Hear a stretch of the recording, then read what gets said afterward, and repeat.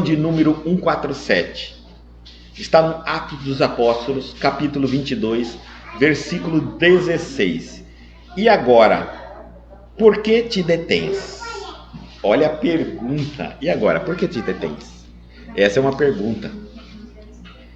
Vamos ler a lição, depois comentamos. Relatando à multidão sua inesquecível experiência às portas de Damasco, o apóstolo dos gentios conta que, em face da perplexidade que o defrontara, perguntou-lhe Ananias, em advertência fraterna: e agora, por que te detens? Ixi, imagina, calma. A interrogação merece meditada por todos os que já receberam convites, apelos, dádivas ou socorros do plano espiritual. Inumeráveis beneficiários do Evangelho prendem-se a obstáculos de toda sorte na província nebulosa da queixa. Se, felicitados pela luz da fé, lastimam não haver conhecido a verdade na juventude ou nos dias de abastança, contudo, na idade madura ou na dificuldade material, sustentam as mesmas tendências inferiores que lhes marcavam as atitudes nos círculos da ignorância. Nas palavras, exteriorizam sempre grande boa vontade. Entretanto, quando chamados ao serviço ativo, queixam-se imediatamente da falta de dinheiro, de saúde, de tempo, de forças. São operários contraditórios que, ao tempo do equilíbrio orgânico, exigem repouso. E na época de enfermidade corporal, alegam saudades do serviço.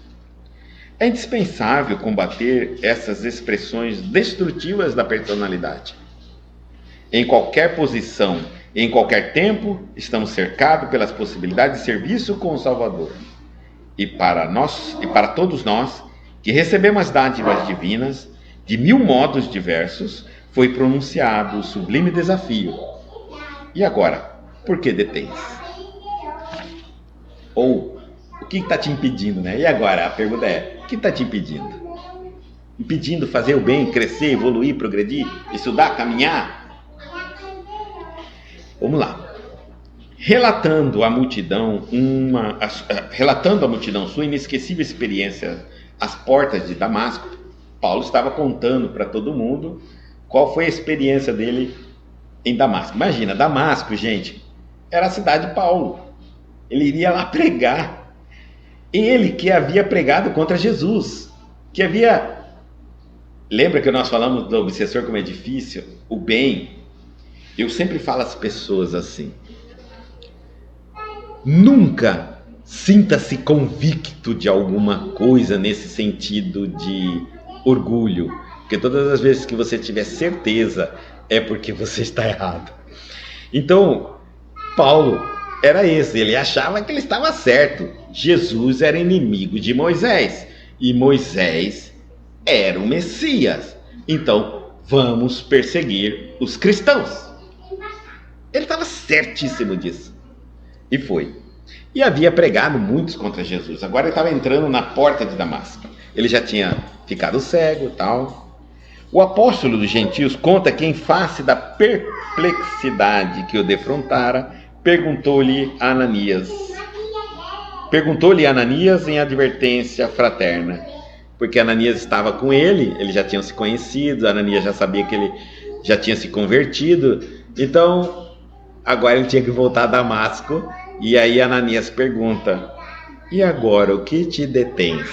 Se você já se transformou em cristão, se você já se convenceu do Cristo, se você já se percebeu, recebeu diretamente do Cristo um benefício, se você conheceu Jesus, o que é que está te detendo a entrar agora no caminho do passado, que você fez tudo errado aqui de Damasco? Ou você tem dúvida? Ele está te perguntando, mais ou menos a pergunta dele assim: você tem certeza ou você está com dúvida ainda? Então, agora nós vamos ver assim: a interrogação merece meditada por todos os que já receberam convites. Quem acha que já recebeu um convite do Cristo? Apelos, dádivas ou socorros do plano espiritual. Qualquer coisa do plano espiritual. Inumeráveis beneficiários do Evangelho prendem-se a obstáculos de toda a sorte na província nebulosa da queixa. Ele fala que a queixa é um problema grave, porque todo ser humano descobre, se detém num motivo para não começar a sua caminhada, para não iniciar a autotransformação, a reforma íntima, o serviço necessário. Todo ser humano acaba se enroscando nisso. Aí ele está dizendo assim, ó: se felicitados pela luz da fé, se você já recebeu essa luz da fé, o conhecimento, aí lastima não haver conhecido a verdade na juventude. Se você está numa idade avançada, os mais velhos, nossa, como é bonito, agora que eu estou compreendendo os ensinamentos de Jesus. Ah, mas isso deveria ter vindo quando eu era jovem. Ou nos dias de abastança, né? E aí é o dia... Ou então quando eu estava rico, agora eu estou pobre. O que eu posso fazer de bondade, de auxílio, de ajuda?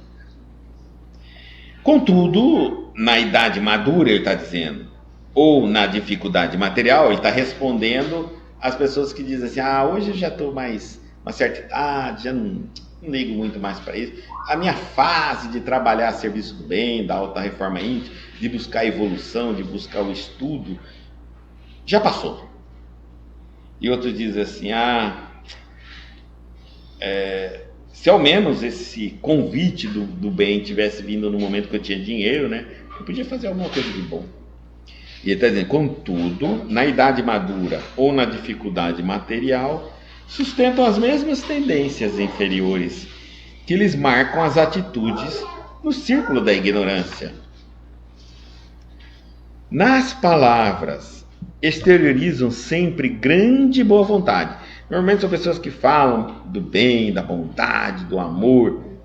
Entretanto, quando chamado ao serviço ativo, queixam-se imediatamente da falta de dinheiro, de saúde, de tempo e de forças. E ele diz assim: são operários contraditórios. Por que são operários? São servidores, podem ser servidores em potenciais, mas muito contraditórios, que ao tempo do equilíbrio orgânico, quando estão bem, quando estão saudáveis, quando estão jovens, eles querem repouso, exigem repouso, aí querem descansar. Quando não estão doentes, quando estão jovens, quando tem tudo certo na vida, querem dormir, querem descansar, querem passear. Aí, na época da enfermidade corporal, quando a enfermidade vai chegar para todos nós, a velhice, a enfermidade, aí a gente fica alegando saudade do serviço. É aquela história, né? É o velhinho que fica dizendo: ai, se eu pudesse, se eu pudesse, se eu pudesse, se eu pudesse. E é o jovem que diz: agora não tem tempo, mas eu tô sem força, mas agora não tem dinheiro, mas agora não tem saúde. É assim. Cada vez a gente descobre uma desculpa para colocar, né? O que eu não tenho, eu digo que é por aquilo. Por exemplo, um idoso, o que ele mais tem é tempo. O que ele menos tem, saúde. Um jovem, o que ele mais tem, saúde. O que ele menos tem é tempo. Qual dos dois realmente é uma desculpa para a gente começar? É indispensável combater as expressões destrutivas da personalidade. Por que é destrutiva? Porque isso começa quando eu acredito que a minha preguiça, a minha procrastinação, preguiça e procrastinação são coisas diferentes, né?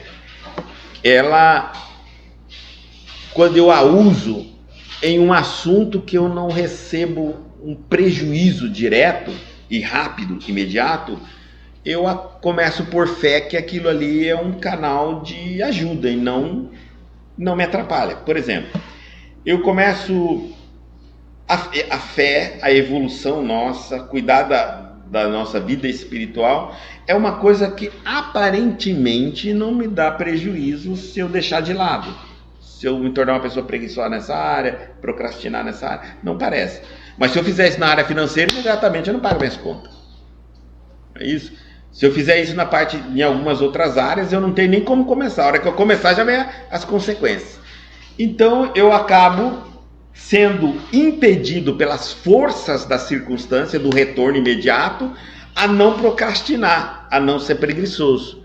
E acabo jogando essa procrastinação e essa preguiça a uma área que, ao meu ver, não vejo um prejuízo imediato e, quem sabe, posso passar por essa vida sem ver prejuízo nenhum.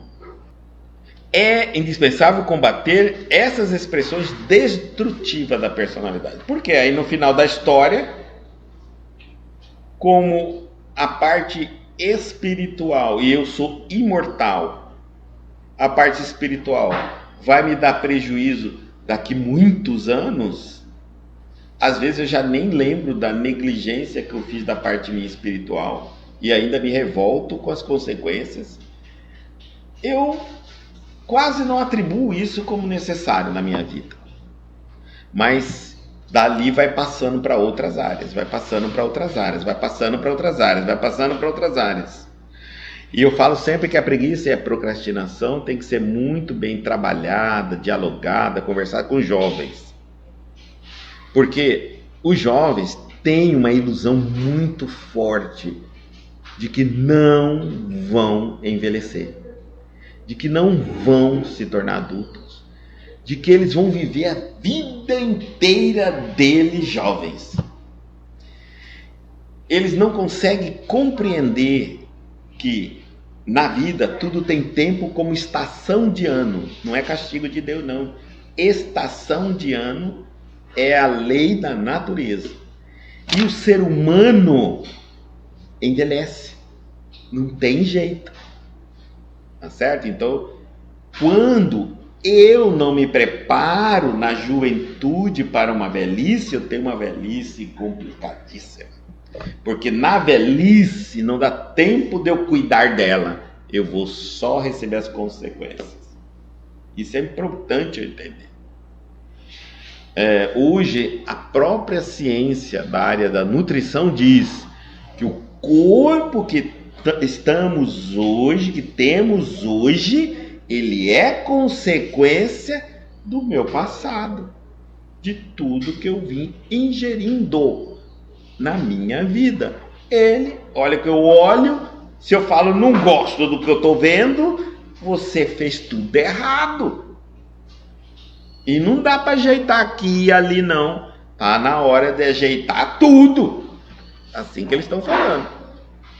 Por isso que muita gente desiste de cuidar da saúde, porque a gente pensa na nossa cabeça que quando eu chego numa certa idade, eu olho assim para mim e falo, não, sabe que eu acho que vou diminuir o açúcar. Olha, acho que vou diminuir o açúcar. Os médicos já chegaram à conclusão, não, meu filho, pega todo aquele cardápio, tudo que você tem hoje, joga no lixo. Você é o seu cardápio. Tudo que põe na tua boca é o que você é hoje. Gostou do que você está vendo? Não gostei, então joga fora tudo. Vamos começar de novo? Vamos. Senão não muda. Não muda. E aí, ele diz assim, em qualquer posição, em qualquer tempo, estamos cercados pelas possibilidades de serviço com o Salvador. Então não importa se você é jovem, adulto, idoso, você tem muito trabalho com o Salvador. Quem é o Salvador? Jesus, com Cristo.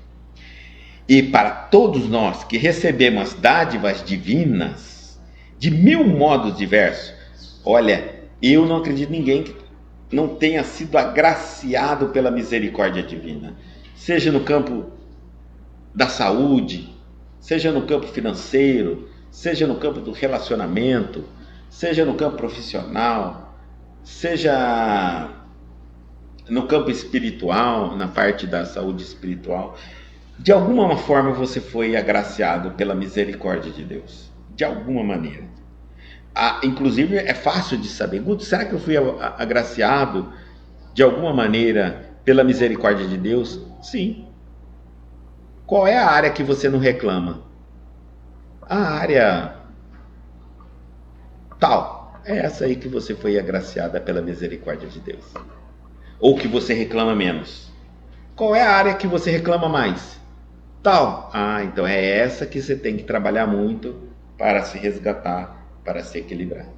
E ele está dizendo assim, e para todos nós que recebemos as dádivas divinas, a misericórdia de Deus, de 1000 modos diferentes, foi pronunciado o sublime desafio. Então, se você é grato a Deus por ter recebido algo na sua vida, por ter alguma área agradecida na sua vida, tenta responder a pergunta a si próprio.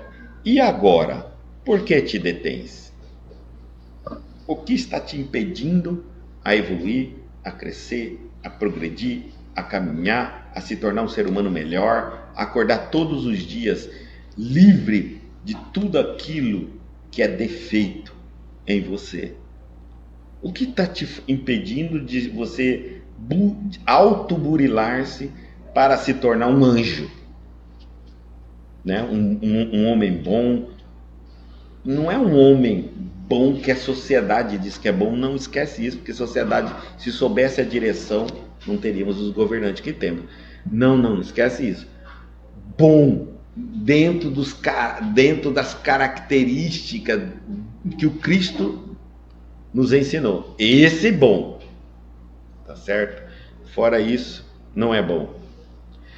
E o que está te impedindo de ser hoje melhor que ontem, amanhã melhor do que é hoje? Essa caminhada, essa busca incessante de autoaprimoramento, de amor, de equilíbrio, de paz. Essa é a pergunta para aqueles que já receberam, que são gratos por alguma coisa que tenha recebido da misericórdia divina. Porque olha, se eu parar para pensar, quantos de nós passa fome num mundo como o nosso, num Brasil que nós estamos com a inflação explodindo em todos os níveis que nós imaginarmos? Quantos de nós estão passando fome?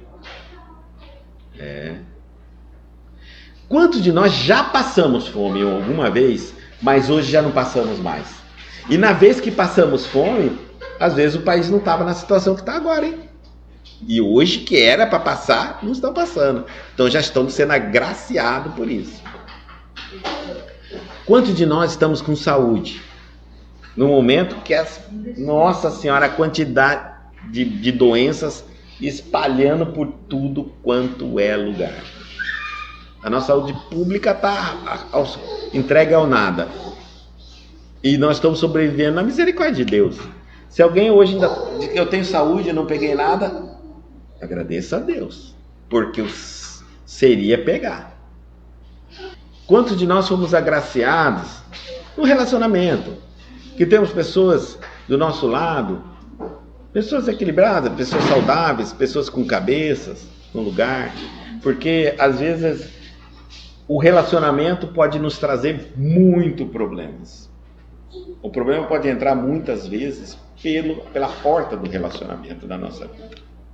Não, eu não tenho, está tudo muito tranquilo. Por profissional, sem falar de profissão, hoje em dia é tão complicado quando a gente fala de profissão, porque são tão poucos os que exercem profissão. É muito raro. Se você consegue exercer uma profissão para aquilo que você se preparou, parabéns.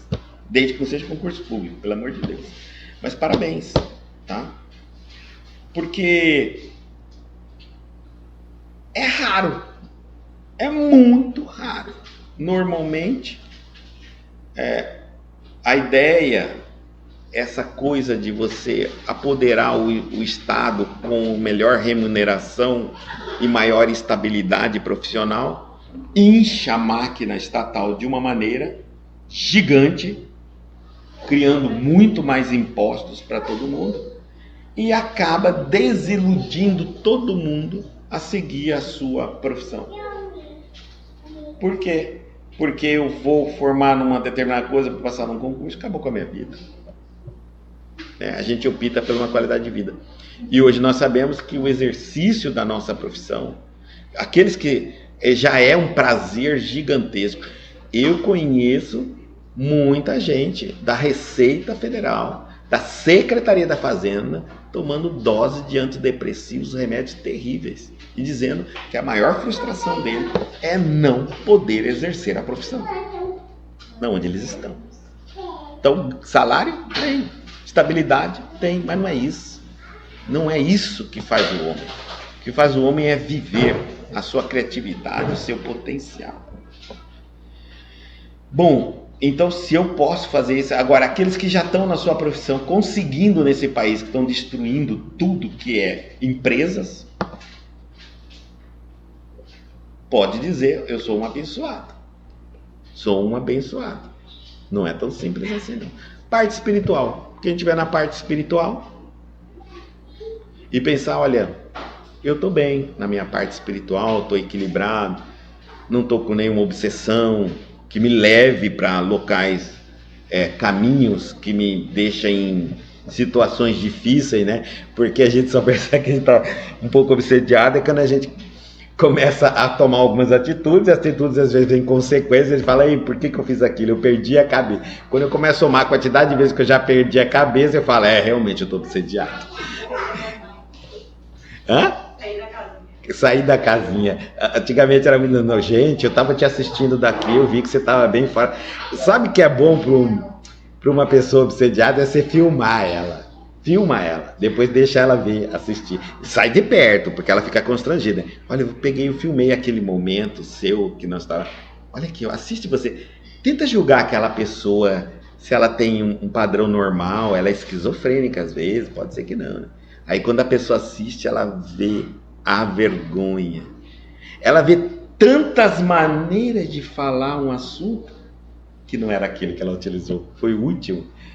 E aí, às vezes, alguns confessam, eu não sei como eu me deixei levar. A palavra da obsessão, da pessoa obsediada é assim, eu não vi a hora que eu perdi a cabeça. Você não viu mesmo. Eu não sei como que eu fiz aquilo. Não é do meu hábito fazer isso.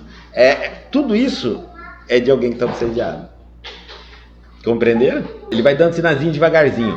Porque o obsessor, ele também sabe que se ele se aparecer, eu estou falando do equilíbrio espiritual, falando do equilíbrio financeiro, relacionamento, do equilíbrio espiritual. O obsessor sabe que se ele aparecer de cara, todo mundo vai perceber, até o próprio obsediado. Vai falar, peraí, eu não sou louco. Se eu estou fazendo isso, eu estou com algum problema. E vai atrás da solução. Então ele vai fazer devagarinho. Só que mesmo assim, com toda a inteligência dele, ele vai se aparecendo para os outros. Então os outros de longe começam a ficar assim. Vai aparecendo. Fulano, vai falando. E a pessoa vai sempre driblando. Não, culpa de fulano. A gente vai andando. Eu não ouço ninguém que está me alertando. Fulano tem comportamentos seus estranhos. Há momentos que você está se extrapolando, isso não é normal. Não, mas por que aconteceu? Não é normal. Analisa o que te explode e como você explode e está dando resultado isso. Ou está afastando as pessoas de você. Várias explosões, elas vão sequenciais. A obsessão vai tomando um canto bem gradativo da vida da pessoa. Não é assim, pabuf, não. Leva às vezes até 10, 20 anos para a pessoa estar totalmente tomada pela obsessão. Gente, sinais claros. Se você se arrepende do que fala, como fala, o que faz, claro que não é você. Ah, mas eu fiz quando eu perdi a cabeça. E tem perder a cabeça? Existe perder cabeça? Ninguém perde a cabeça bem em cima do pescoço, né?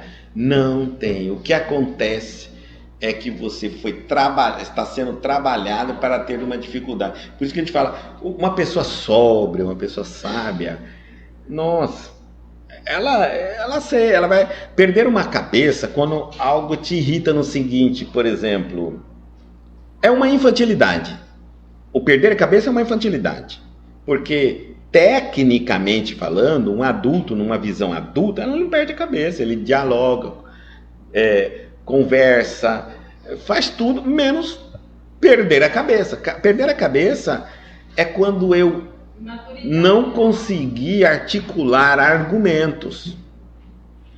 E aí, como eu não tenho ideias de como combater, porque aí já desconfio, por que eu não tenho argumentos para defender uma coisa que eu acredito? Provavelmente você não acredita, você foi convencido. Quando se tem argumento, você não tem. Olha, as pessoas ficavam assim, Guto, vamos na Umbanda? Vamos. Eu ia na Umbanda.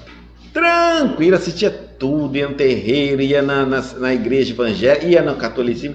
Nunca teve medo de entrar em lugar nenhum, porque eu sei da minha fé. Eu não estou fanático por ela. Se eu não aceito isso, é fanatismo. Se eu não consigo conversar com alguém, e conversei com muitas pessoas que criticam, que apontam erro, não há problema nenhum. Não é a diferença, só do ponto de vista contrário, não. Isso não te perturba. Mas quando eu não consigo, aí eu desconfio. Por que eu estou me exaltando? Porque falta argumentos. Porque preciso utilizar do recurso da imposição, do grito, do xingamento.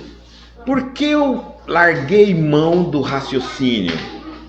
Por que eu larguei mão do bom comportamento, da compostura? Quando isso me chega, eu falo, não estou normal. Não é um procedimento normal de pessoas educadas. Então nós não podemos abandonar, não. Isso aí são sinais graves que eu estou ferido, tem algum problema em mim. Tá? E é onde a obsessão também entra.